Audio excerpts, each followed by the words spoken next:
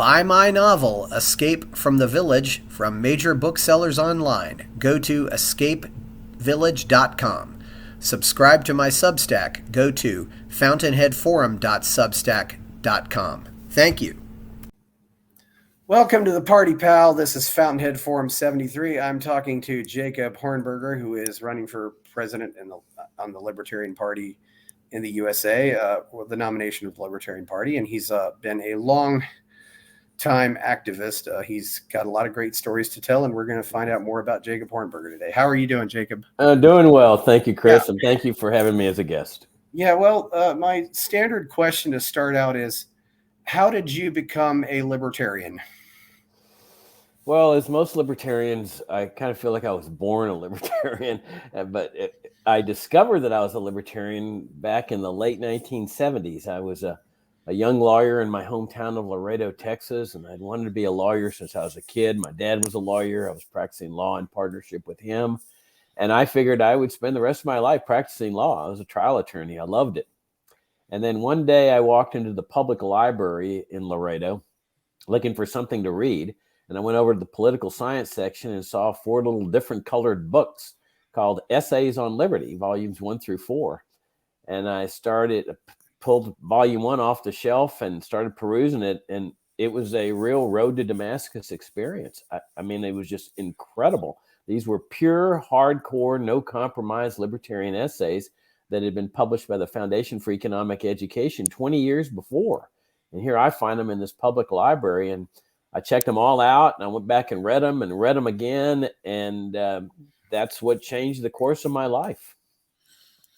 Yeah, that was a compilation then, because they did a whole lot of compilations. Was there any one particular author who stood out for you, or anything like that, or was it just the compilations? No, there was one particular author who stood out, and that was Leonard Read, the founder of the Foundation for Economic Education. His writings were just so clear and so succinct and so uncompromising. And I almost felt like he was talking directly to me. And then I went and I found out later that they were still in existence, which shocked me because I was an economics major in college and I had never heard of this group. And so I ordered all of Read's books, and then I started looking up the authors from the other essays like Ludwig von Mises and people like that. And that began my journey to libertarianism, and it ultimately caused me to shift career paths.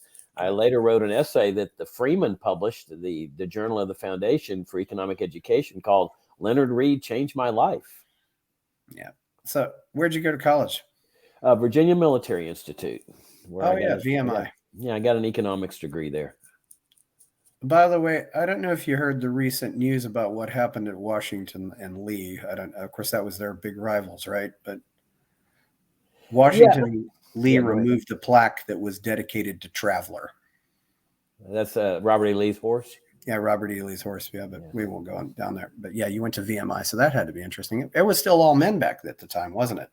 It was all men, and we had a statue of Stonewall Jackson there in the front of the school, and we had a quote by Stonewall Jackson in the main arch that you'd walk into in the barracks that said, "You may be whatever you resolve to be." And that was a very influential quote for me to see that every day. And when they removed Stonewall Jackson's statue and then they erased his name on the arch there, I found that very pathetic. Yeah, it's unfortunate because and he was actually mostly in the area that's now West Virginia too, which I found interesting. There's a place near Weston called Jackson's Mill where they have little summer camps and stuff. But anyway, so what kind of law were you practicing down there? Just a trial lawyer? You're just doing litigation, or? Yeah, I was both a civil and a criminal trial attorney. I handled cases in both state and federal court. I had drug cases as a criminal defense lawyer. I ultimately ended up specializing in civil litigation, specifically business and commercial litigation. And I tried cases, both jury and non-jury, in both state and federal courts. And being in Laredo, you also, acquired Spanish as a second language sometime. Did you do law work in English and Spanish, or? No, but I mean, when clients would come in, Laredo was a very unusual town in which to grow up because it's about well, at least at this time when I was growing up, it was about 98% Mexican American.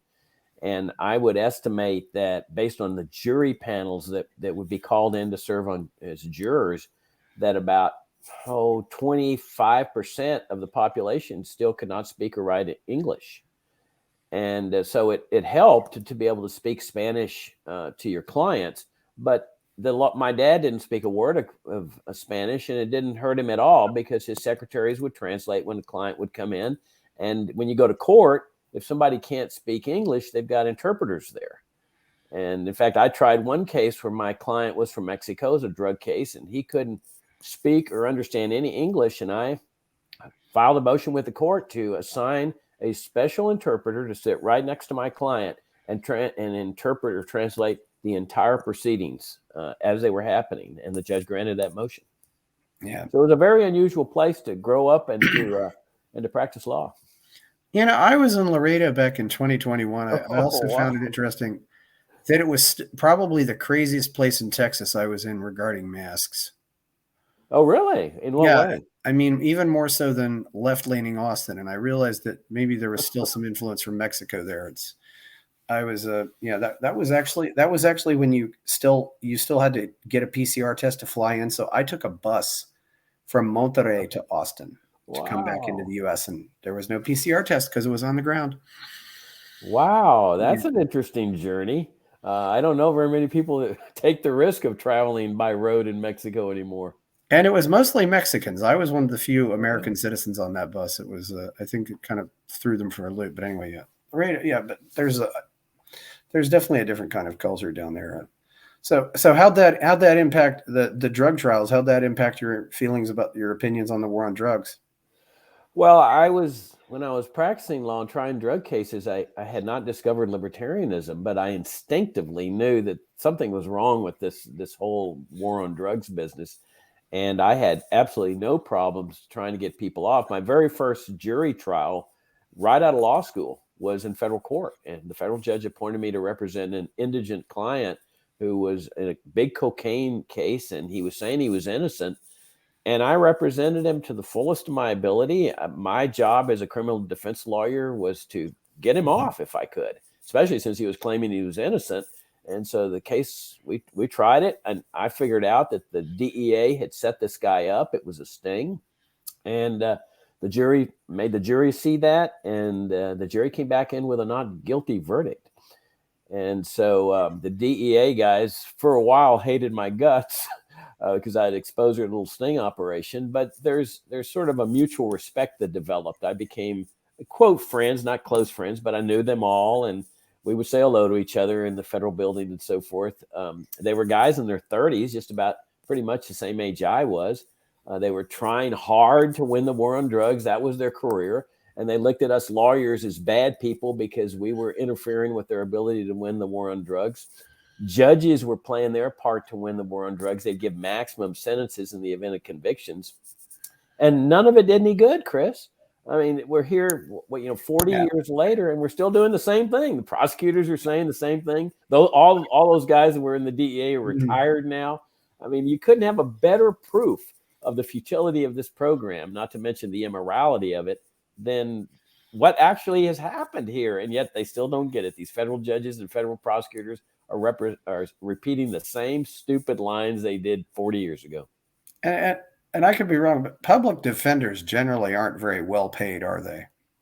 Not compared to private attorneys, but the public defender in our community, the federal public defender, was really a dedicated guy and a good lawyer, and he loved what he did, and people got good representation from him. I think it just depends on the lawyer. That's good to know, because I think you have to have somebody who really cares about it, and because I think it's very, very important that we have. But often the accused will have one lawyer, and the prosecution might have 4 or 5 lawyers. So, well, going against the federal government is an ominous thing. I mean, I could feel the weight when you walk into a federal court. It's totally different from a state court. I mean, you feel the power, and you're going against the entire federal government. They have essentially unlimited funds to fight you, and I feel for anybody that the federal government goes after. Yeah. So how'd you go from being a lawyer in Laredo, Texas, to you went to you wrote that article for the Foundation for Economic Education, and you eventually ended up working there, right? Yeah, well, the article occurred after I started working there. That in 1982, my dad passed away, and we were law partners, and so I spent a year trying to figure out what I wanted to do with my life, and I decided that I did not want to stay in Laredo, and so I moved to Dallas and opened my own law practice. And at this time, I was just alive with libertarianism. It was my hobby, so I organized different functions. We had what was called the Mont Dallas Society, that was patterned after the Mont Pelerin Society, free market economists, and there were a lot of Austrian economics people in Dallas, surprisingly. And that's where I met Richard Ebeling, who was teaching at the University of Dallas. And I hired the head of the University of Dallas, a guy named Sam Bostaff, the head of the economics department, to tutor me in human action. And then I hired in Austrian economics, and that was Ludwig von Mises's famous book. And I hired Richard later on to do the same thing. And I was having monthly speakers programs sponsored by FEE, the Foundation for Economic Education. And one day the turning point came in my life. The big out-of-town law firm was establishing a Dallas office. And they contacted me and said, we'd like to talk to you about becoming a managing partner of that firm in Dallas. And so this was going to be a real turning point for me in the law practice. If we had negotiated a deal, would have meant a lot of money. And at the very same time, the Foundation for Economic Education sent me a letter saying, we want to offer you the position of program director here. And so I went to the beach and did a lot of soul searching and praying. And what should I do with my life? What should I do with my life? Because I'd wanted to be a lawyer since I was a kid, but this was my passion and I knew it. And so I said, I'm giving up the law practice and I'm moving to New York. And that's what I did. And so I started working at FEE as the program director. That was in Irvington on Hudson at the time. That's right. Great big mansion on Irvington. And it was almost mystical, this mansion. I mean, I had gone there for seminars, and it was just almost a magical experience. A weekend seminar. I mean, it was just so momentous for me. And then to be working there, where you actually go into this mansion every day. You don't wear a suit, which I was accustomed to doing as a trial attorney every day. You just wear an open shirt, and it was just relaxed and coffee breaks. And I thought, wow, life doesn't get any better than this. I'm doing my hobby for a living. Yeah. I mean, having been in seminars at that mansion first in July of 1994, I don't think any experience can quite compare to that, just because of the staying in the mansion and having it. But the mansion became, just such a cost center that, that's why they eventually moved out, and things have changed so much. Now everybody can do their work at home. They don't need the mansion anymore, unfortunately. But did I understand, though, that you went to FEE for a seminar? I went to FEE for a couple seminars. I went there in '94. Wow. I don't believe you weren't there by then. No. Barbara Dodsworth was the seminar director at the time, and that was when Hans Sennholz was the president. And okay, yeah. I met Bettina B.N. Graves and Ed Opitz and Israel Kirzner, and of course, of the four I've mentioned, Kirzner is the only one who's still alive, and of course, Bert Folsom and Lawrence Reed, who was also president of FEE, and Robert Bidnato and Robert Bartamarco, and I think that was probably it. Yeah, so that was an amazing week.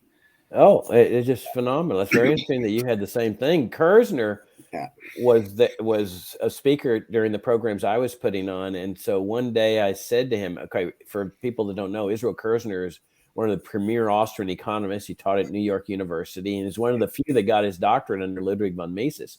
So one time I said, Israel, would you let me audit your class at NYU? And he said, yeah. And I said, well, what should I do about payment? And he says, just come. And he says, not only that, but you can participate like a student. So Chris, this was just an unbelievable experience to be able to sit there and one was principles of economics and the other was history of economic thought. And I would drive into New York every day, because Irvington's about 30 miles outside Manhattan, and be able to sit in on Israel Kirzner's classes. And he's one of the greatest exponents of Austrian economics you'd ever find. It's so easy to understand. that was a phenomenal experience. And I knew, I worked with Bettina B. Graves, as you mentioned, and Ed Opitz, and Hans Sennholz wasn't there, but he would come in as a speaker. Yeah. And he played a big role in my life with respect to the monetary policy.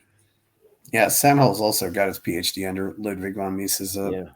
And of course, you didn't have to drive. You could just go up to the street a little bit, walk down the hill, and catch the train, and that'll take you right to Grand Central. That was one thing about Phi. It was relatively easy to get to if you were coming from really just about anywhere. If you just fly into JFK, get to Grand Central, and then take that train up, and you got to walk up that long hill. But yeah, it was a beautiful setting there. Yeah, it really was. It was just like I say, magical almost.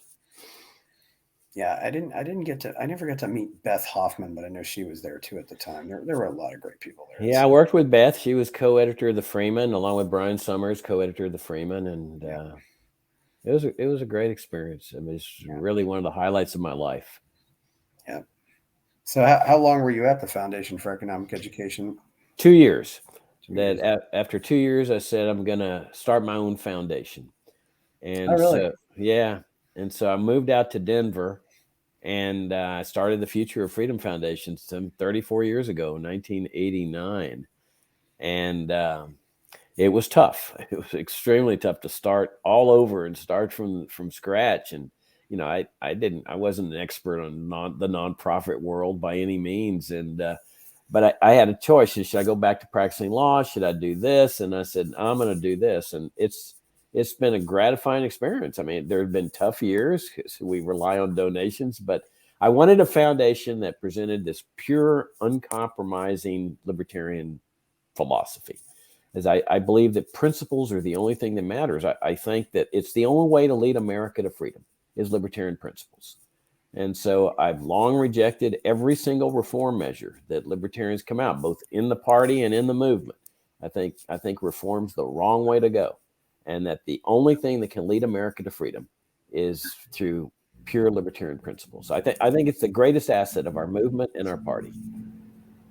Yeah, reform. I mean, of course, reform can sometimes be a step in the right direction. I mean, if you have a 50% tax and you say, well, they'll give us a 20% tax, you have an improvement, but it's still not what you idealize at zero, for example. But well, right, and if you settle for making the case for a tax reduction, that's all you're going to get people to think about.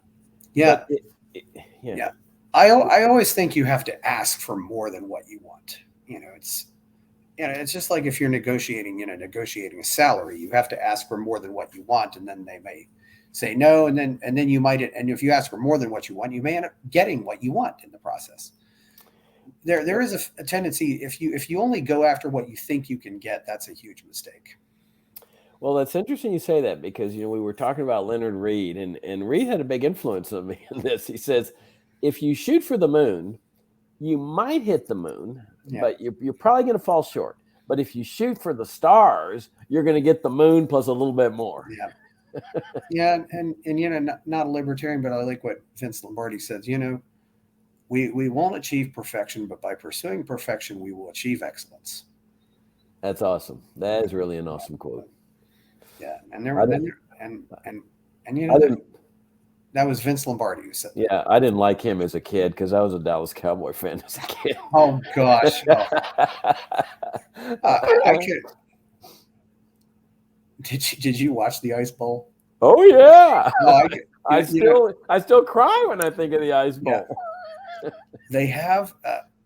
I will tell you there is a video out there on YouTube where a Packer fan reconstructed the game because the video does not exist anymore, but he reconstructed it and put in because apparently a lot of the radio broadcasts are still alive, so you can watch that. It's such dedication to put that thing together. It had to take hours and hours, but it's because it is the whole game. The whole game. I mean, now there's some parts where it's just the radio, but that's it. Because apparently the radio broadcasts on both sides survived. There's a Dallas-based guy and a Green Bay-based guy. But yeah, I can imagine what it's like watching that game as a Cowboy. Oh, I was so depressed I can't tell you. Well, you'll hate me more. I root for the Steelers. That's all right. I don't get much into it anymore. It doesn't seem as important as it used to be, but No. being in Dallas, I mean that's always been, yeah, and that's what's that's what's interesting about Texas. It's overwhelmingly cowboy country. No matter where you go, it's not. They don't care about well, maybe in Houston, but it's. But anyway, yeah. So how'd you?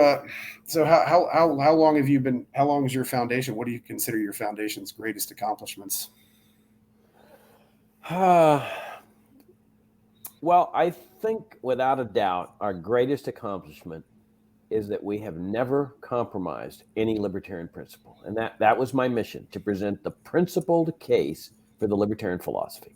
And what we were going to do different, instead of just writing esoteric articles, I wanted to show people the practical consequence of libertarianism. So what we've always done or tried to do is take real world problems and analyze them in terms of libertarian principles and from a principled, uncompromising standpoint. So I would say, people sometimes say, how do you measure your success? Well, I've never measured my success with how much money we've made or how big we've gotten, because we've stayed relatively small.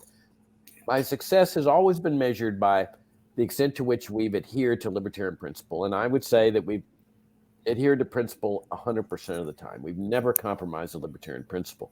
So I would say that's our biggest accomplishment. And that applies to both domestic policy and foreign policy.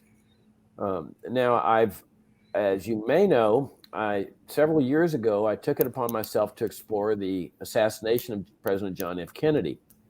And I think it's safe to say that we have been the leading foundation, if not the only educational foundation or think tank in the libertarian movement that has taken a leading role in condemning and critically analyzing this assassination, specifically condemning the national security establishment. So several years ago, I wrote a book called The Kennedy Autopsy that analyzed the assassination from the back door, from the standpoint of the autopsy that the military conducted the same evening of the assassination. And that book took off. I mean, I don't know the exact numbers, but it is incredible how many of those books we sold and just downloaded over the years, in the thousands upon thousands. That's been our all-time bestseller. And so that's been very, very gratifying. We've had conferences on the Kennedy assassination, and we're trying to raise people's vision to this is actually what happened. Now, I understand all the conspiracy theory stuff, but I'm a lawyer. I don't think in terms of theory. I think in terms of evidence. And I believe the evidence is there beyond a reasonable doubt that this was a fraudulent autopsy, which necessarily means criminal culpability in the assassination. So I would say those are our two biggest accomplishments. How old were you when President Kennedy was assassinated? I was in the 8th grade. Oh. And ironically, my dad was active in politics in Laredo, so I had campaigned for John Kennedy and Lyndon Johnson when I was in the 5th grade, going down to campaign headquarters and stuffing envelopes. And then I got invited by my dad to attend a barbecue at the Lyndon Johnson Ranch, where I met Lyndon himself and shook his hand. And he says, "What are you doing down for me down there, son, down in Laredo?" I said, "I'm stuffing envelopes for you, Mr. Johnson." And so when Kennedy got shot, it was a big thing for me. I mean, it was like a shock, like it was for everybody else. But I was standing outside biology class waiting for it to start when another student came up and told me that the president had been shot. Everybody remembers where they were, as you know. Yeah, they probably just stopped school, didn't they? Or what happened then? That's my vague recollection. We may have started class, but my vague recollection is, everybody go home. I could be wrong about that. All I remember is her coming up and saying, "President Kennedy's been shot." I still remember, and granted, I was 8 years old when I got a call from, a friend named Shannon said, "Did you hear something about somebody tried to shoot the president?" That was Reagan. I wasn't alive when Kennedy got shot, but I still remember that phone call and turning on the TV. And you didn't have CNN like you do now, but back in the days like that, imagine it was CBS, ABC, NBC, ABC. They were all just cutting their programming off and going to news, and they probably went to news all day. Yeah, well, it was worse in Laredo because we only had one channel. Yeah. So maybe two. I'm not sure, but yeah, I mean, it was nonstop news at that point. And some people say there was some shenanigans with the election in the 1960 election in Texas too, though. I don't know if you've looked into that, but Ah, like ballot stuffing and stuff like that. Certainly, well, theories I, about Chicago. I think there's always been shenanigans in elections in Texas, but you may be referring to the 1948 race that Lyndon Johnson ran for U.S. Senate, and that was the infamous Box 13. Oh yeah, And people can Google that, Box 13, where there is no doubt whatsoever that Johnson won that race by stuffing ballots or having somebody stuff ballots in Jim Wells County, which was right near the county I grew up in. And that was established without any doubt by Robert Cairo's, one of Robert Cairo's volumes, where he took an affidavit from the guy that said, I'm the guy that put those extra names there, and they're all the same ink and the same handwriting. And Johnson ended up winning by like, I don't know, 50 or 60 votes, something like that. And if he had not cheated and won that election, he never would have been president. I'm not opposed to talking about conspiracy theories, but I also feel like it takes us away from the discussion about ideas. Great. Yeah, I mean, if you're going to oppose Obama's health care plan, talking about why would you talk about his birth certificate? It doesn't. I mean, so if his that I mean that I think you can avoid the ideology, but it seems like conspiracy theories are probably easier to debate on than it is to debate on actual ideas or principles. Yeah, but there's a different twist to this, though, that you have to determine whether what you're showing is relevant to what you're trying to do. And at FFF, Future Freedom Foundation, we have long advocated the restoration of a limited government republic type of governmental system on which our government was founded. We live under what's called a national security state. Well, in order to convince people that we need to do this, and I think this really should be the top priority of any Libertarian Party campaign, presidential campaign. This, to me, is the biggest malignant tumor on the body politic, the national security establishment. And I'm referring to the Pentagon, the vast military industrial complex, as President Eisenhower referred to it, the CIA, and the NSA. And as part of that, it's necessary to show the evil of this entity and the evil things it's done. And so it's necessary to analyze, for example, the regime change operations that it is engaged in, like in Iran, 1953, or Guatemala, 54, where they ousted the democratically elected president, in Chile in 73, or even earlier, where they assassinated General Rene Schneider, and the assassination attempts against Fidel Castro. And the Kennedy assassination just falls into that overall sequence. There's also Operation Condor. And so if you're going to analyze and condemn this organization and make the case for getting rid of it, it really is weird to say, well, I'm going to exempt their assassination of a U.S. president, but I'm only going to talk about their assassination of foreign presidents. I think you have to put the whole thing together and say, this is what they have done, not in a theory sense, but this is what the evidence has shown. And like I said earlier, I don't deal with theories. When I go into a courtroom or went into a courtroom, I wouldn't say to the jury, I got a theory of the case. I would say, let me show you what the evidence is going to show. And I have no doubts that I could get a conviction today on the fraudulent autopsy that the military conducted on that night of the assassination. And once you establish that beyond a reasonable doubt, it's case closed on the assassination, because there's no innocent explanation for a fraudulent autopsy. So that's how I come in it from the back door. But that's why it's important to show the evil. So as you point out, what's Obama's birth certificate got to do with anything?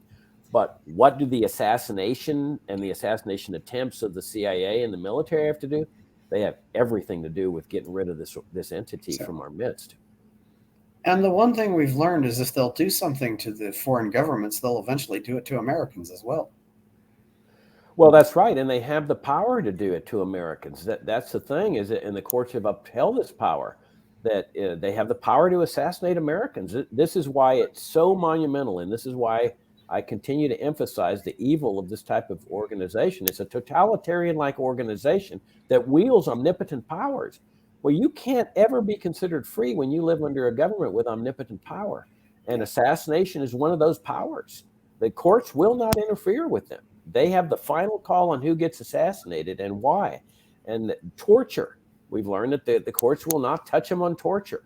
Indefinite detention. There's people in Guantanamo that have been there for 20 years without a trial. The courts won't touch them because when it comes to national security, this entity is in control.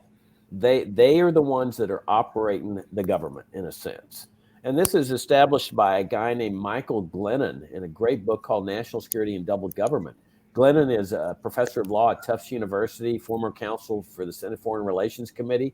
I cannot recommend his book more highly. His thesis is, and this guy's obviously not a crackpot, this guy's thesis in this book is the national security establishment is in charge of running the federal government, and they just permit the other three branches to have the veneer of power. But this is where the real power is, and it's a dark side power, Chris. It's totally contrary to what we started out as a nation. Yeah, it seems like it's grown gradually, but it's now it's gotten to be where it is. I mean, you could look back, say, at alcohol prohibition, or and once you've created this agency, and it's got nothing to do. It finds something else to do. Well, that's true, and especially here, because the reason that America was converted to a national security state in the first place from a limited government republic was the Cold War. The idea that the Reds were coming to get us, the tremendous anti-Russia hostility that was inculcated in Americans throughout the Cold War. The Russians are coming. And then as soon as the Cold War ended, this apparatus did not go out of existence. Instead, they figure out new ways to justify their existence. The war on terrorism and Ukraine, Afghanistan, Iraq, and so forth. Yeah, it's definitely something. Well, you could even go back to the Palmer raids in World War I. But yeah, I mean, and you're probably aware of, the quote from H.L. Mencken. The whole aim of practical politics is to keep the populace alarmed, and hence clamorous to be led to safety, by menacing it with an endless series of hobgoblins, all of them imaginary. That's a perfect quote, and it perfectly describes the national security state. That Truman was told this. President Truman is the one that presided over this conversion, and he was told, if you're going to get Americans to go along with this, because this is a major transformation, I consider it the worst mistake Americans ever made. They told Truman, you have to scare the hell out of the American people. And so look how we live, Chris. We live under constant crises, chaos, war, perpetual war. I mean, it never stops. It never stops as long as you have this kind of governmental apparatus. And that's why I keep saying we cannot settle for reforming this apparatus.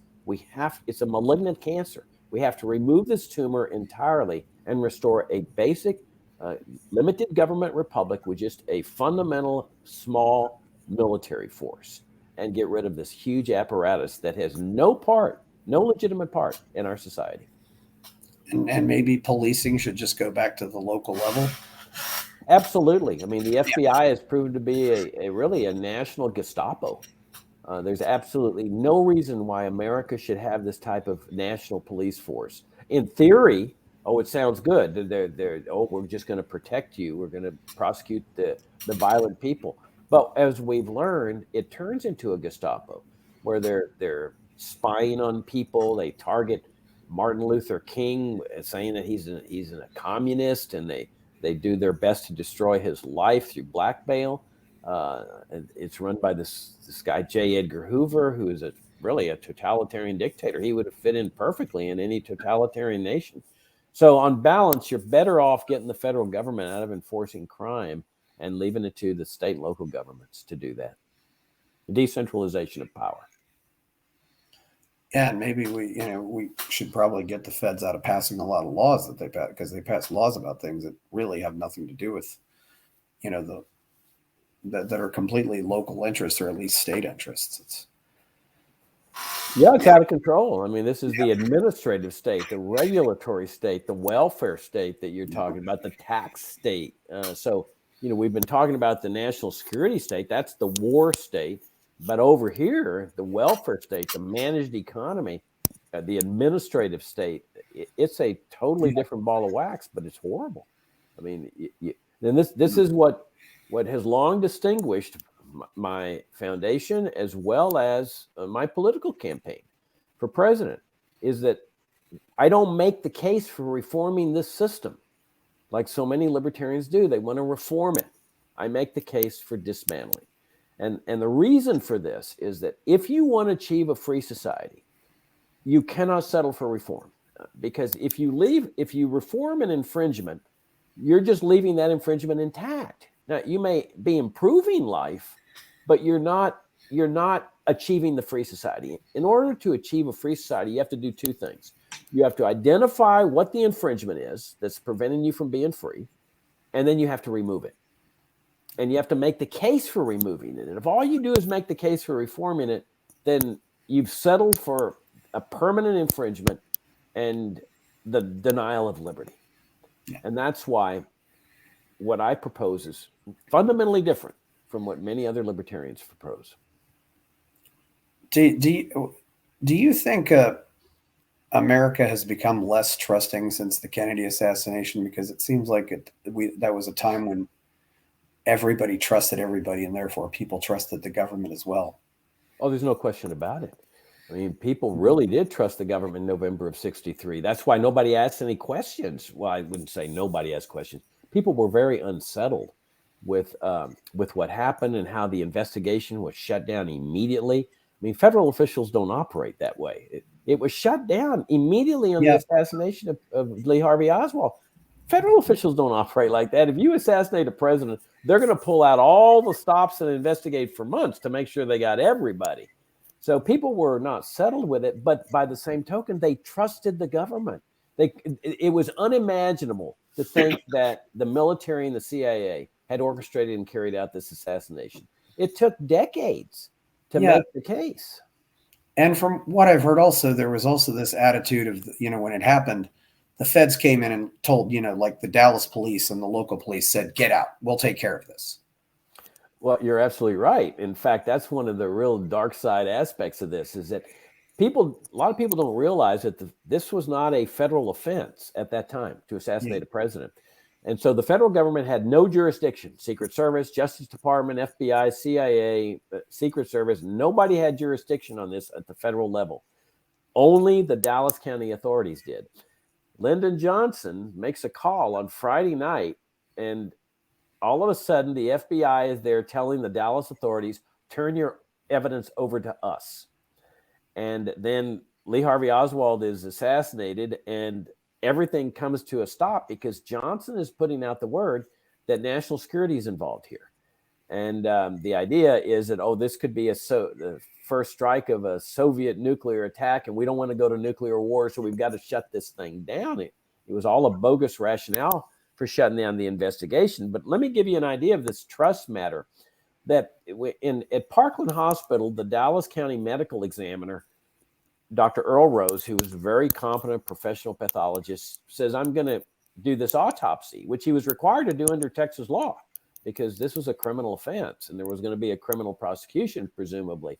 Well, a team of Secret Service agents goes into action sporting a Thompson submachine gun by the head of this team and says, we're operating under orders. We will not permit you to do an autopsy. And they ultimately forced their way out of Parkland, and Lyndon Johnson, who's waiting for the body at Love Field, ultimately turns the body over to the military.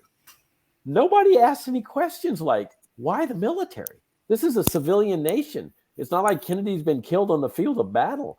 There's competent medical officials in Maryland, D.C., Virginia, where they took the body. But no, Johnson turns it over to the military for obvious reasons as we look back. But nobody questioned this, Chris, because people believed in the military. They trusted the military. And as time went on, that trust started diminishing, and it has never been restored. People have never trusted the government ever since. Yeah, one person who at the time was very prominent person who questioned the narrative on this was that Dorothy Kilgallen, who was a prominent panelist on What's My Line, and she ended up dead 2 years later. Her death is extremely mysterious. And there's a guy, a lawyer, that's written some great books on this named Shaw. I forget his first name. But I would recommend people read these books. Now, he gets it wrong. He thinks the mafia orchestrated this, but it's totally off base on this, again, because of the reasons of the autopsy. The mafia didn't conduct the autopsy. But in terms of Kilgallen's death, Shaw's books are excellent in terms of analyzing that she did not commit suicide, as they allege.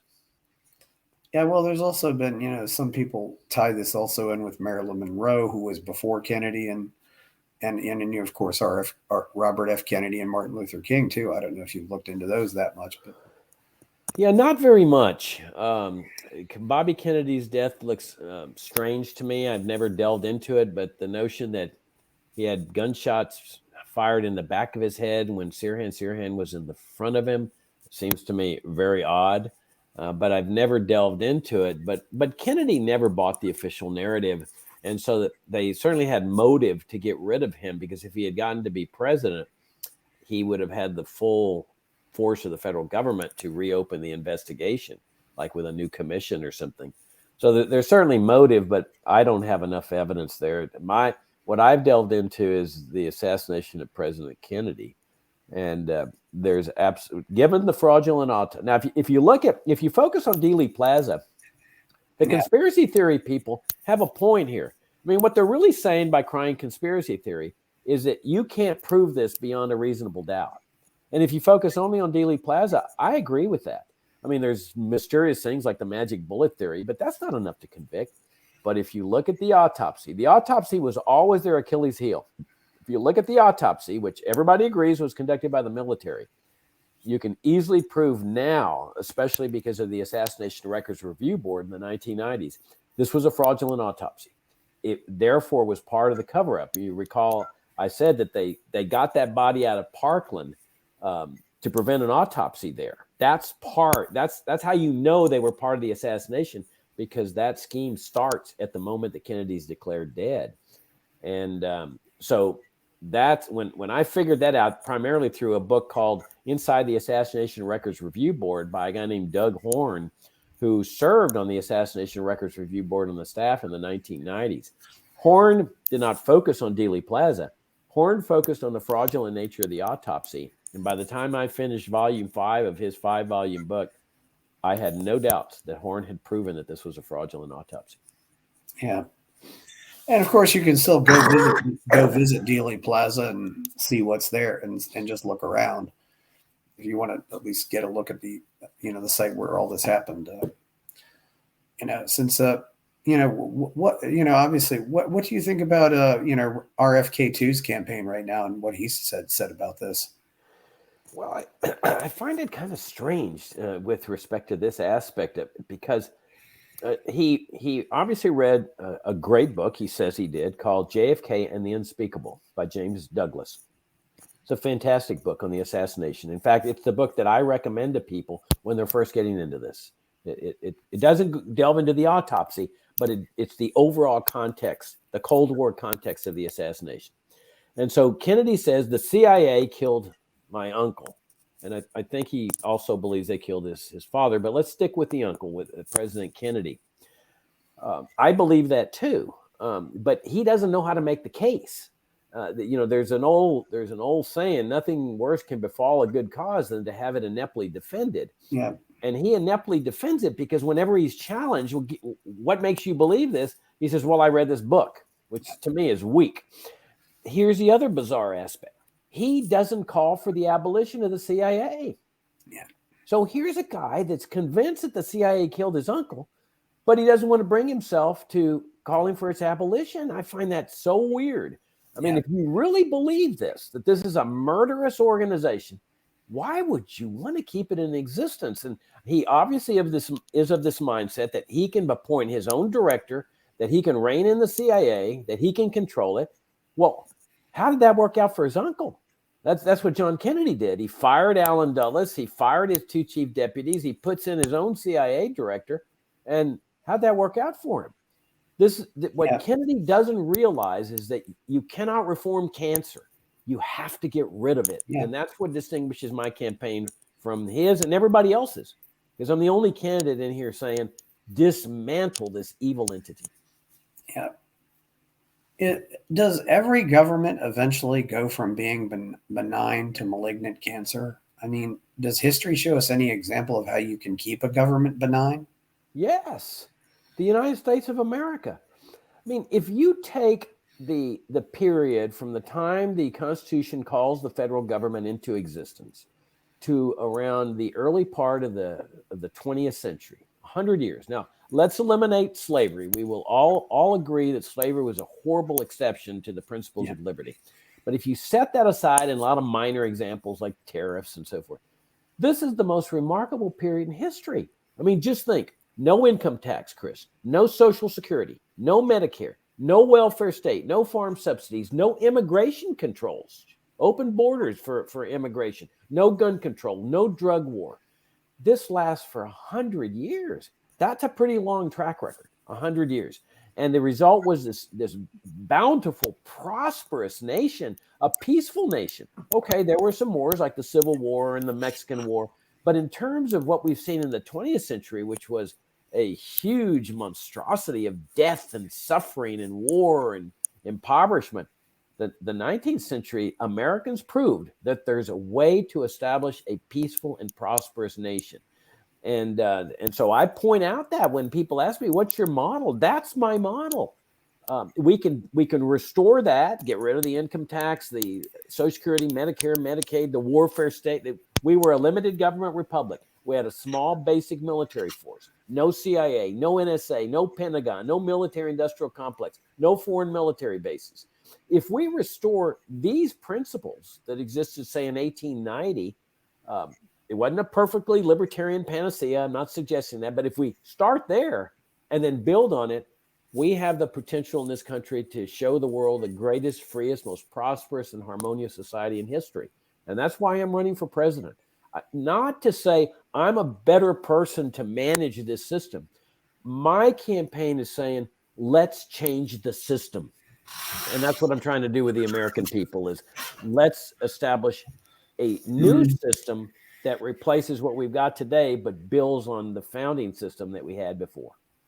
Since you of course are from Laredo, what have you seen with respect to immigration law and the police state that exists to fight immigration? I've seen horror. I mean, just plain horror, and especially the death toll. I mean, Martin Luther King said that this government, the federal government, is the greatest purveyor of violence in the world, and nobody can deny that. He said it in '68, but it's still true today. There's no regime that is the greater purveyor of violence in the U.S. government, and part of that violence, that death toll, is immigration controls, America's system of immigration controls. This is a socialist system. And I saw it. I grew up on the border. I spent almost half my life on the border, and I saw the deaths. You got people drowning in the Rio Grande. Now they're getting hurt with that concertina wire that they're putting inside the water where people can't see it. You got people dying of thirst in the American Southwest, trying to cross deserts. People in the back of 18-wheelers, tractor trailers of asphyxiation. People dying from a bullet. People now dying and getting injured by falling off the wall. It's a horror story. None of this would be happening with open immigration.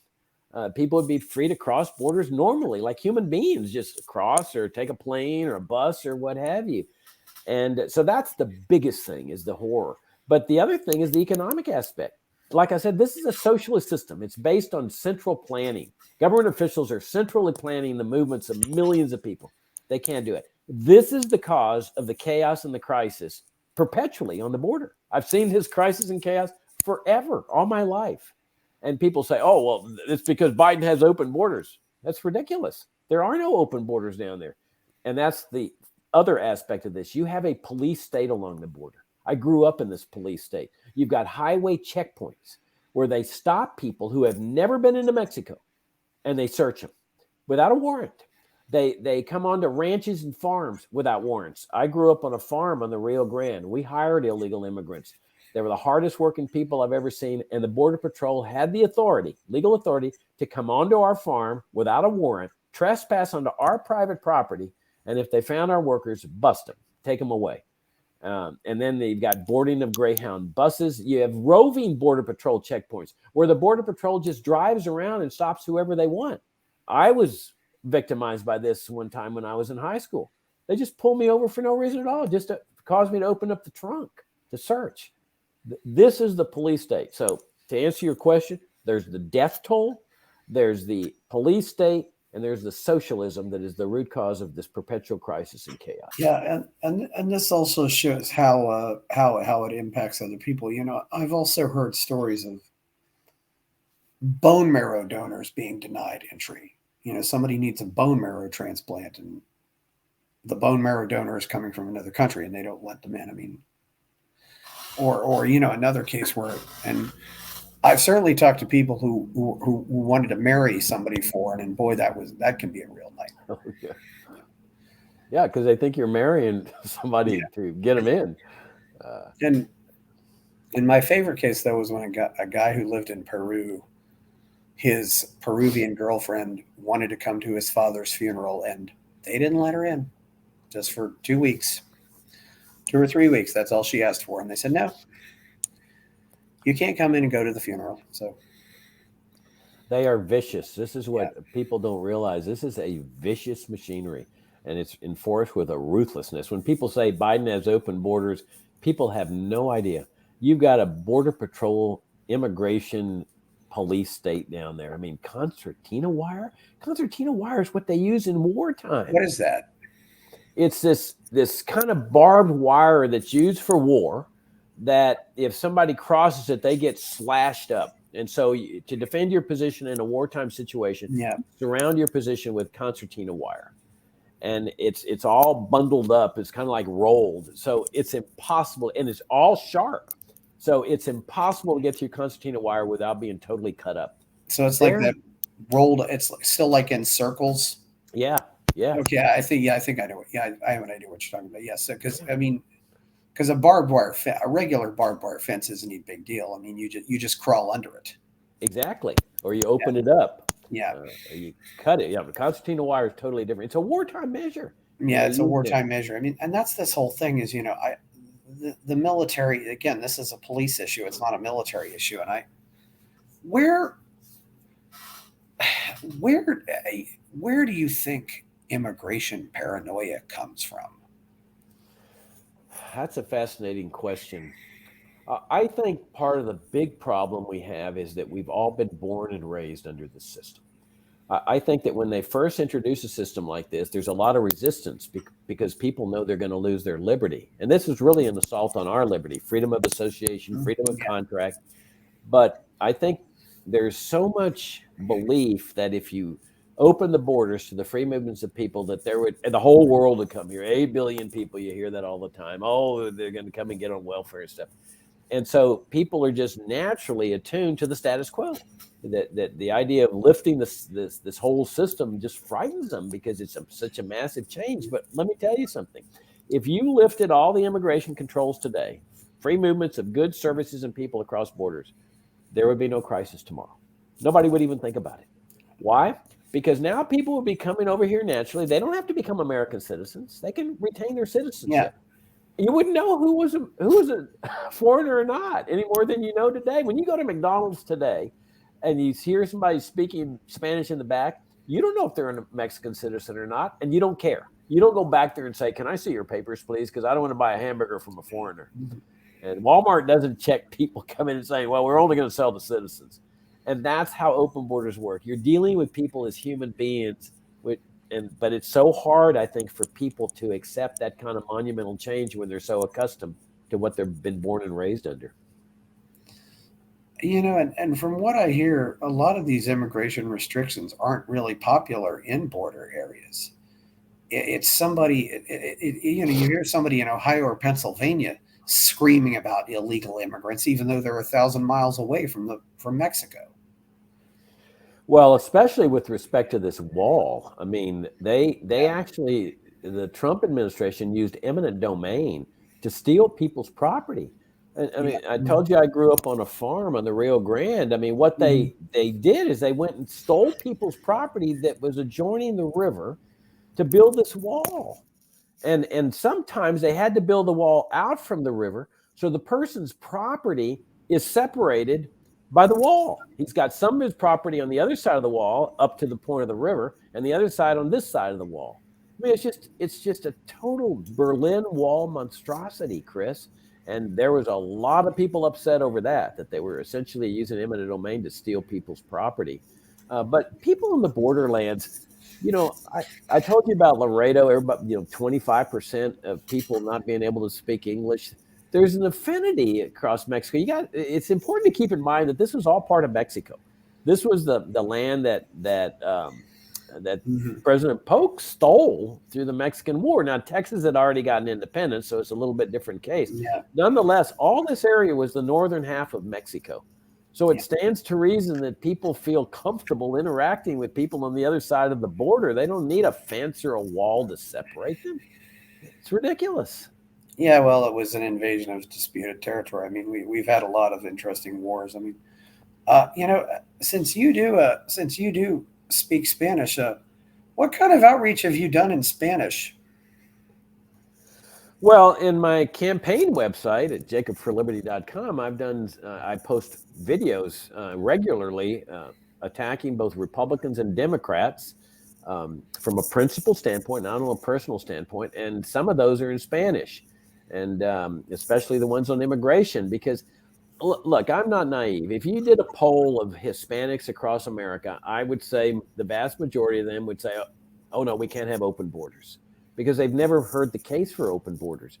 My conviction is that if they hear the principal case for open borders and they realize this really is a viable alternative, that they will come to our side. And this is why I've made it a leading part of my campaign for the LP presidential nomination.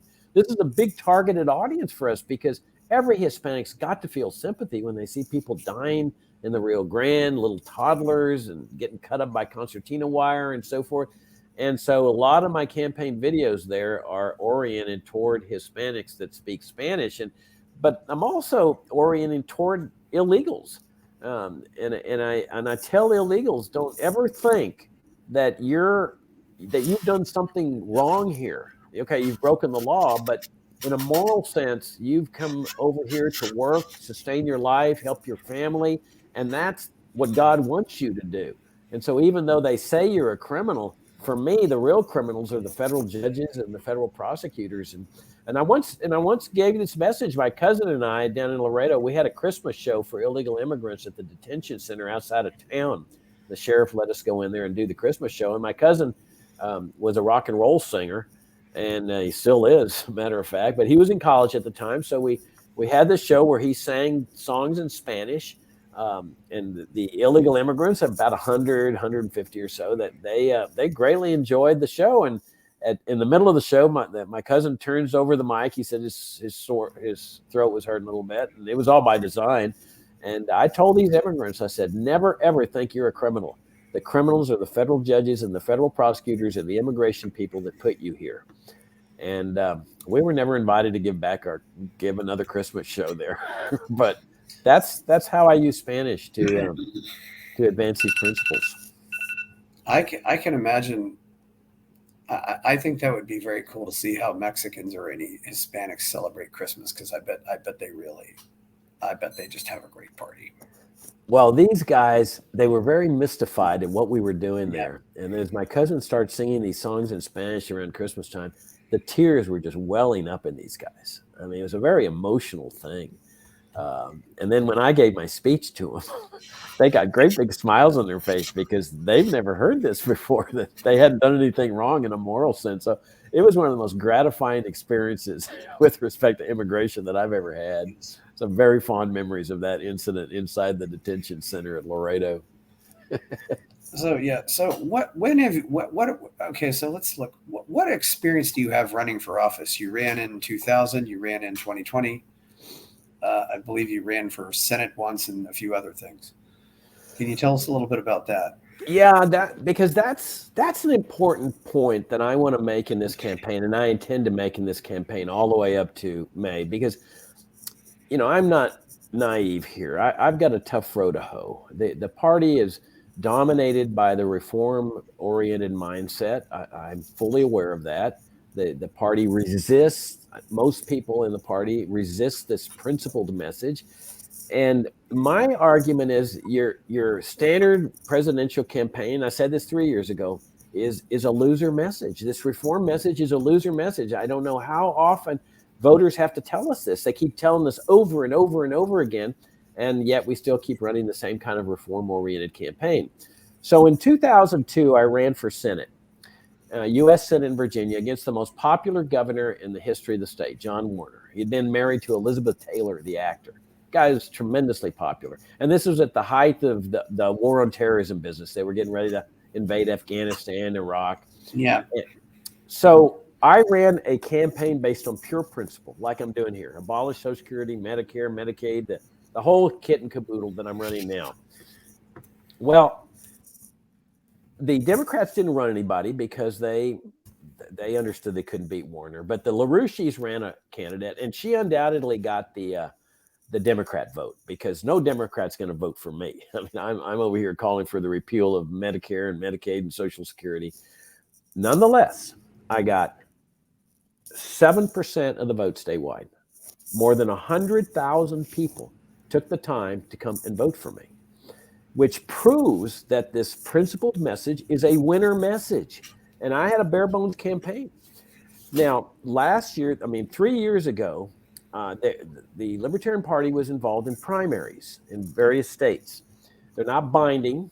I later learned they make no difference at all, because I ended up losing the nomination, fair and square. But I wanted to show libertarians that this message of principle is a winner message as compared to the loser message of reform. So I entered all those primaries. Well, Chris, I won 7 out of 9 primaries. And I announced early on, I said, I'm running these primaries. I'm going to win these primaries with this principled message. And especially in North Carolina, I did a lot of campaigning among non-libertarians in North Carolina. And I ended up winning 7 out of 9 primaries, which to me confirms that this is a winner message. It garners votes. If you compare those two campaigns to the standard presidential campaign or congressional campaign or Senate campaign, you're looking at the standard 1% or 0.5% or 1 to 3%. The latest attitude is, let's recruit another big name Republican, what I call the shortcut way to LP success. Let's get another Republican governor who will come in and do a reform message. Or the latest one, let's bring Kennedy in. Kennedy's a libertarian. Jacob is a libertarian. And let's bring Kennedy in as a shortcut way for LP electoral success. Well, this would be a disaster. I mean, because you would become the laughing stock of the party to be nominating a big government, big liberal welfare state, gun-grabbing Democrat to be our nominee just to get votes. So that's why I'm saying those elections in which I participated, to me, are very instructive, because it shows what I've argued for years. Our libertarian assets, our principles, are our greatest asset. You just have to be able to competently present them. They're not albatrosses. They're not liabilities, as many in the reform element of the libertarian movement and Libertarian Party believe they are. Yeah. What do you? Yeah. You ran as an independent in 2002 in the Senate race. Yeah, that was John Warner. Yeah, I'd forgotten he was Elizabeth Taylor's husband. Yeah, that was, or one of Elizabeth Taylor's husbands. But yeah, she got around. But yeah, there's also Nancy Spanhauser, who the LaRouche person was. Yeah. And remember, this was Afghanistan, Iraq, war on terrorism. I was taking the principled stand against invading those two countries. And you wouldn't believe the hate mail that was coming in, both on my campaign and on FFF. I mean, those were tough times for us. Donations plummeted. People couldn't understand why we were taking this non-interventionist stand, that we were pointing to the government's foreign policy as having been the motivating factor behind these things. All the blame America nonsense that they hit us with. I get more than 100,000 people to come and vote for me, running a guerrilla-type, low-cost campaign. And I think I proved this is a winner message. Libertarian principles are a winner message, and that's what I'm taking into the convention. Can I convince, let's say, 60% of the party to shift toward restoring the principal brand of libertarianism, or the brand of principled libertarianism? I don't know. It's a tough row. I mean, I'm not naive about this thing, but that's what I'm trying to do. I'm trying to shift the party to say, look, reevaluate where we are as a party. And why are we doing these reform-oriented campaigns instead of making this party, once again, the party of principle?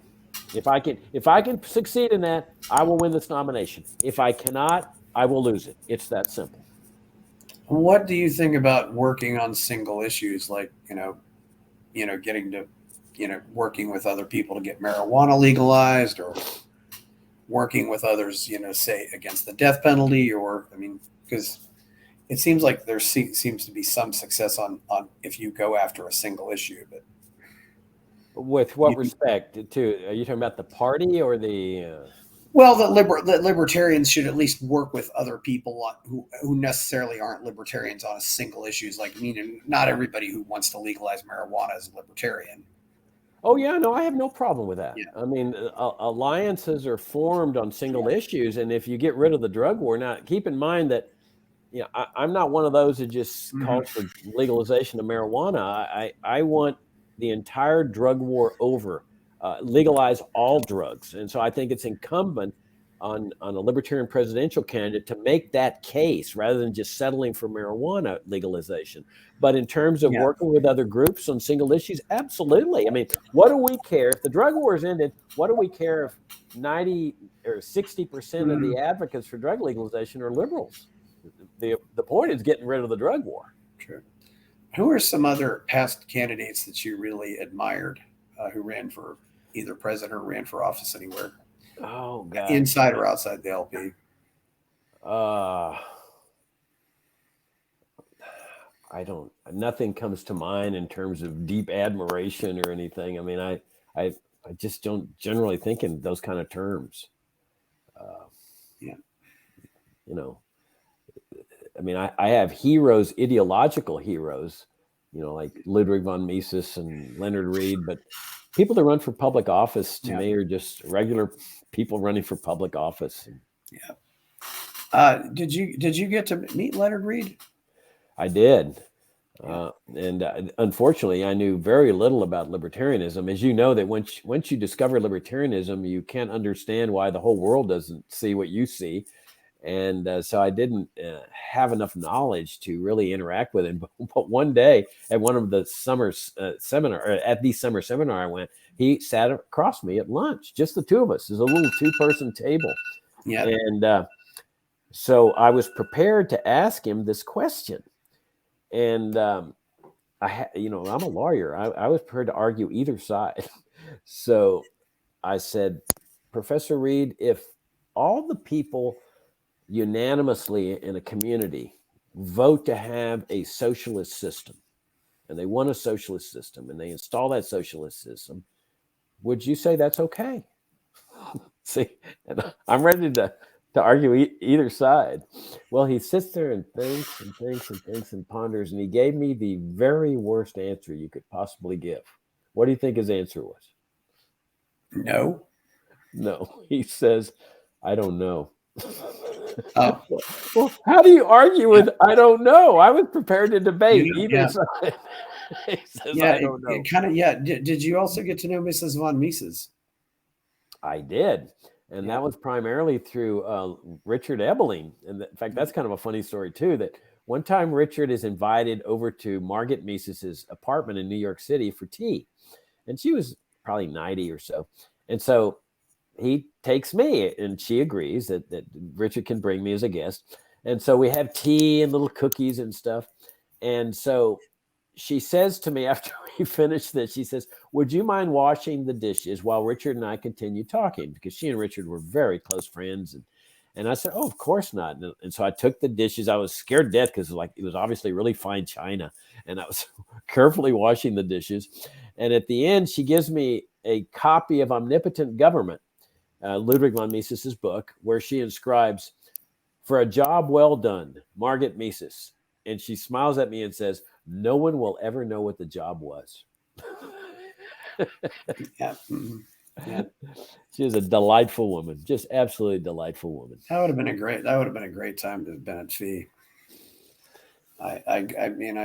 Because I got there, because there was that period where a lot of people passed away. I mean, Mrs. von Mises, Karl Hess, Henry Hazlitt, Hayek died, John Chamberlain, They all died in about a 2-year period, I believe. It was all pretty close. Boy, it's interesting. You're mentioning all the giants, and the people you're Yeah. mentioning had essays in those 4 little volumes I discovered. Yeah. And if those little volumes had the reform program in there that so many libertarians now advocate, school vouchers and reform this and reform that, I would have never. It would never have had the impact on me as a libertarian. These were powerful, no compromise essays, and that's the way my life has been. And I believe this is the only way to go. It's the only way to break through the indoctrination that afflicts so many people, primarily as a result of the state educational system. I mean, when I was reading these books, I could feel the layers of indoctrination just cracking apart. And I could see the world as one should really see it. But I think only the principal message has the power to do that. To me, the other messages are weak that orient toward reform. Yeah, I don't know if they're as inspiring, but it's as one person said to me, it said sometimes he did say we need to be edgy without being crass. What do you think about that comment? Because I think some people are. I couldn't agree with you more. I mean, earlier I said nothing worse can befall a good cause than to have it ineptly defended. And we see this with new libertarians or people who are newly converted to a libertarian position. They want to go out and make the case immediately. And then when they're challenged by people, they don't know how to defend it. And so they start flailing and they engage in personal attacks and so forth. What I want to do, this is my campaign website. I want to show libertarians that it's possible to attack Republicans and Democrats from a principle standpoint with no personal attacks.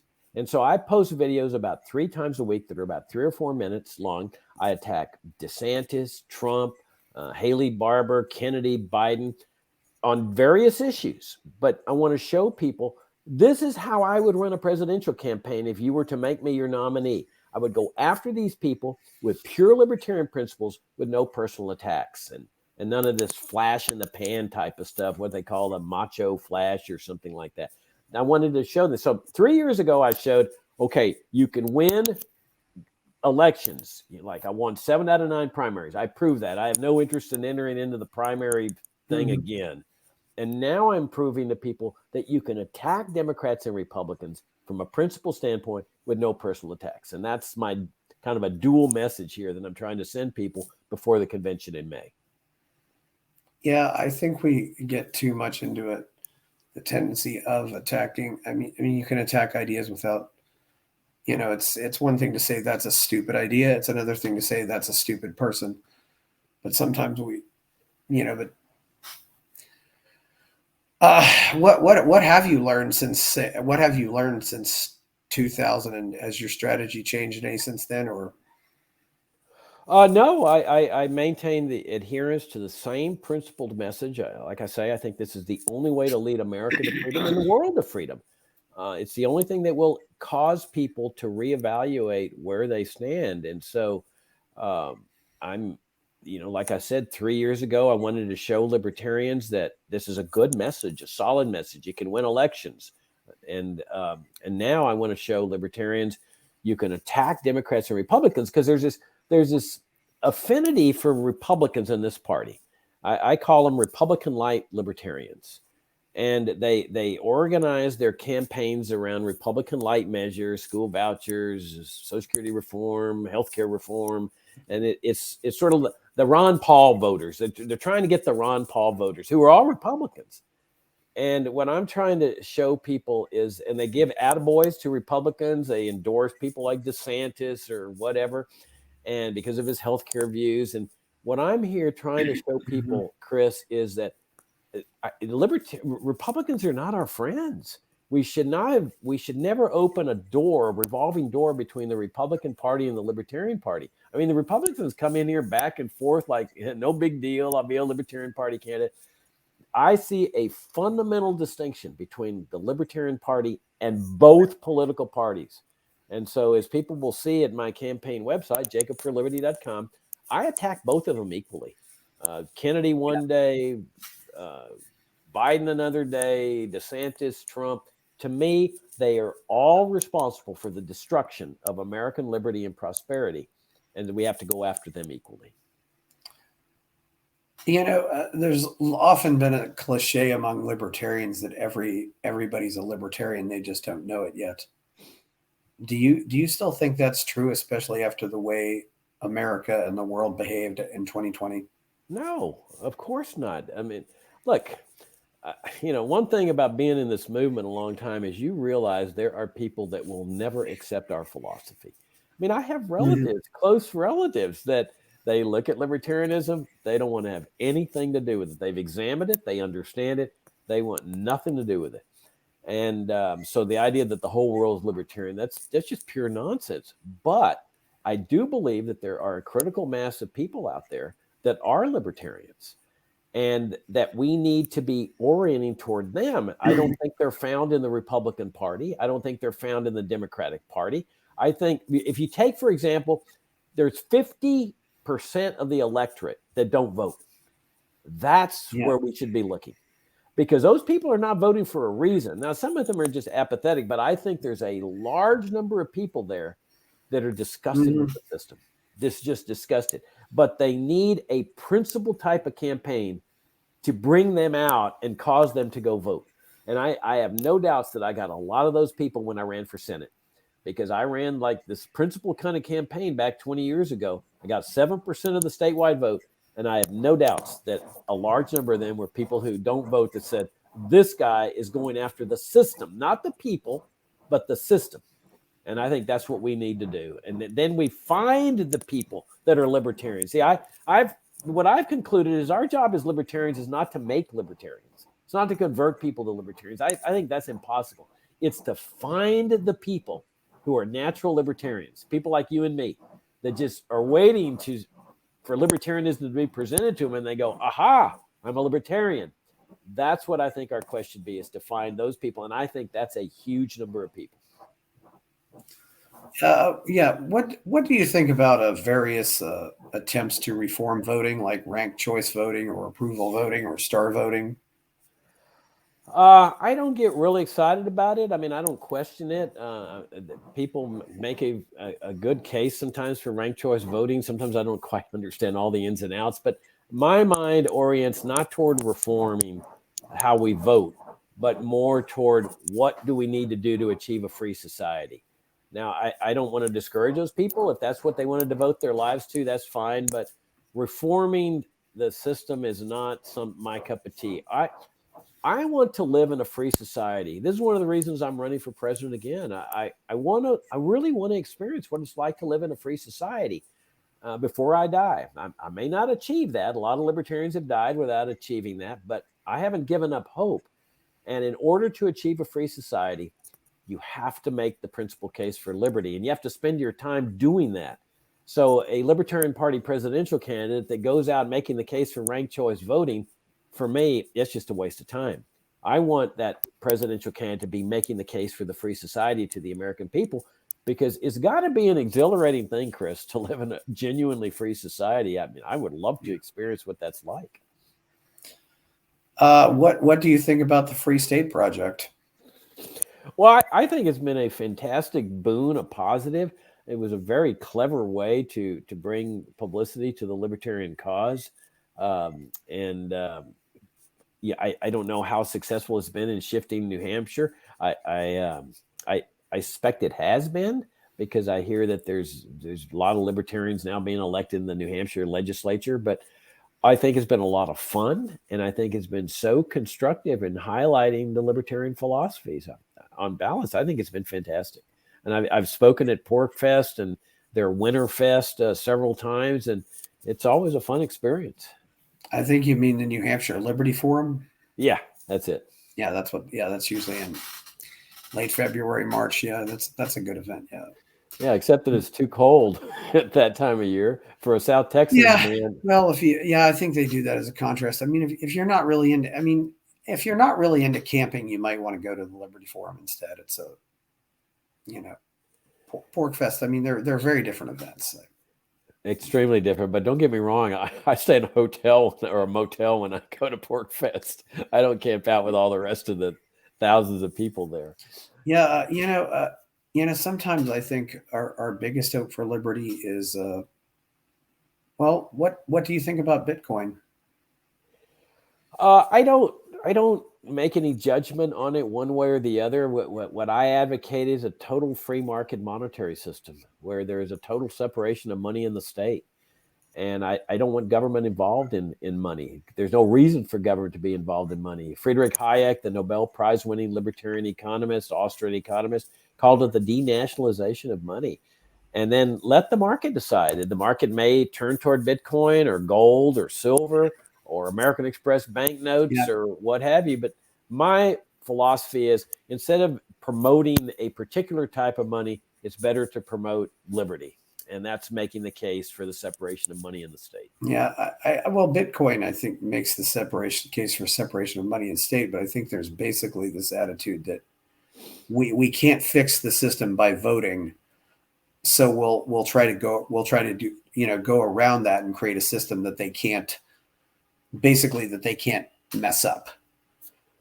Yeah, it's a way to escape the ravages of the state. I mean, people are trying to protect their assets from the state in various ways, whether it's buying Bitcoin or gold or whatever. I mean, we know that the state has debauched the paper money system horrendously.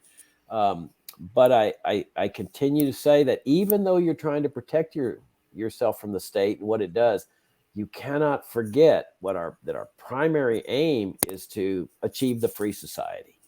And that even if you figure out a way to avoid the state, income taxes and so forth, and all the loopholes and deductions and stuff, don't ever forget that we have to continue making the case why that income tax needs to be abolished, or why the national security state needs to be dismantled and so forth. And so my mind always orients back to making that principal case for liberty, because that's the only thing that's going to cause people to reevaluate the premises. And that's really our objective, to get people to reevaluate so that you can get a paradigm shift toward that free society.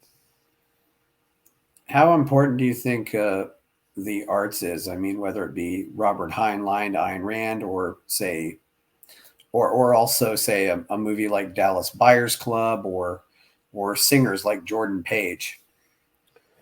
I think it's tremendous. I mean, there's different ways to advance liberty. And I mean, Ayn Rand was, big role in my life, and has played a big role in everybody's life. I mean, most libertarians' lives. In fact, I mentioned those 4 little books that I discovered when I discovered libertarianism, but actually the very first exposure I had to libertarianism was I was waiting tables in Dallas when I was in law school. And in the afternoon, I didn't have any tables to wait, so I'd watch the afternoon movie. And I started watching a movie called The Fountainhead. And I was just blown away by this movie, just stunned that it really impacted me. And I went and got it, and I bought the novel. It didn't occur to me to look up any other books like Atlas Shrugged, which I later read about 3 times. But I think the arts and novels and music, they're all ways to bring people around to be thinking about what we want as far as a free society. I think it's wonderful. I think you're the first person I've ever talked to who was introduced to Ayn Rand from the Fountainhead movie. I know. And you probably said, yeah, the book was better than the movie or not. I don't know. I think they were equal. I mean, Patricia Neal and Gary Cooper were just fantastic. I mean, this movie just bowled me over. I said, my gosh, that's how I feel. Howard Rourke. Yeah, and Gary Cooper is absolutely amazing. I think he was just one of the best. But also, do you think there's, obviously this doesn't touch government policy, but what about the intellectuals? I mean, all of these horrible ideas have started out from college professors. Can we ever fix that? Absolutely. I mean, look, this is the way I figure it, Chris. If I can discover libertarianism and I can recognize the virtues, then anybody can. I mean, you just don't know in advance who is capable of breaking through. And so you have to assume that there's a lot of people out there. You can't just give up and say, oh, it's such a hard task. Everybody's against me. My family's against me. They won't let me talk at Thanksgiving and Christmas dinners and so forth. You can't take that attitude. You always have to assume that there's going to be people out there who share this philosophy just like me. I mean, before I walked into that public library, I was a liberal Democrat. I believed in the welfare state. I was the ACLU rep in my community. I was on the legal aid board of trustees that provided legal assistance to the poor. So I say you've got to keep making that case regardless. What's happened to the ACLU? Well, I don't know. I don't keep up with the ACLU anymore. I mean, I was really pleased to be their representative in Laredo. I wasn't a libertarian at the time I became their representative, but I so admired their stance on civil liberties and what had happened in Skokie, Illinois, where they had defended the right of Nazis to march. I thought that's a really principled, courageous stand, because you've got to defend the worst people when it comes to free speech, not the popular speech, and they did that. But as I went on, I realized that their positions on economic liberty were just disasters, and I just could not in good conscience remain as a representative for the ACLU, so I resigned. But they do great work sometimes on civil liberties, but like I say, they're disasters on economic liberty and gun rights. I forgot to ask, I've had several people talk about it. What do you think about plea bargaining? I'm a firm believer in it. The problem, though, is that at the federal level, at least, they charge you with so many crimes and they threaten you with such high penalties that they essentially force people a lot of times into giving up the right of trial by jury and entering into a plea bargain. But from the standpoint of a criminal defense lawyer, when your client is facing the possibility of a, let's say, 30-year jail sentence, and they offer him 3 years in jail, I mean, that's an attractive offer, especially if your client is guilty. So I think it's a way to keep the courts from getting clogged up, but there's also tremendous room for abuse in it, especially at the federal level, where they essentially bludgeon you into taking plea bargains when you shouldn't. Now, my position was I would never plead anybody innocent. I don't care how attractive the plea bargain was. I would never let a client plead guilty if he was saying he was innocent. I'd say, nope, I'm going to trial, or you get yourself a new lawyer. Certainly, there does seem there's a lot of people that would say there's a lot of corruption involved, and it also apparently makes police a little lazier too. If they know they have to prove it, they work a little harder. Well, that's right. I mean, and the other factor is that the federal judges, and maybe state judges too, they have a policy of punishing somebody who goes to trial. And this is a horrendous practice in the federal courts, where just because you've exercised your right to go to trial, the federal judge will give you a higher sentence because you made him go to work when he could be back in his chamber reading magazines. And I think that's horrendous. I think that a person that goes to trial and is convicted should receive the same sentence as somebody who pleads guilty for the same offense. And they're trying to take away your right to trial by jury. But Jacob, for example, what would happen? What would happen if everybody who got a traffic ticket? Okay. Excuse me. Sorry. What would happen if? Okay. I got a summer cold here. Yeah. What would happen, for example, if everybody who got a traffic ticket insisted on their day in court? Yeah, well, that's the price we pay for. If you're going to ticket people for driving and they insist on their day in court, that's just the way it is. But wouldn't the entire system be completely? I mean, it would be overwhelmed. Excuse me.